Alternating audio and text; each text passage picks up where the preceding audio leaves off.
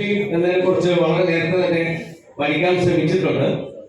അതുകൊണ്ട് തന്നെ ഞാൻ വന്നപാട് തന്നെ എൻ്റെ ഒരു പ്രിയപ്പെട്ട സുഹൃത്ത് ശ്രീത് കുറ്റാലൂർ സാറാണ് ഈ ഒരു അവസരം എൻ്റെ കയ്യിലെത്തിക്കുന്നത്.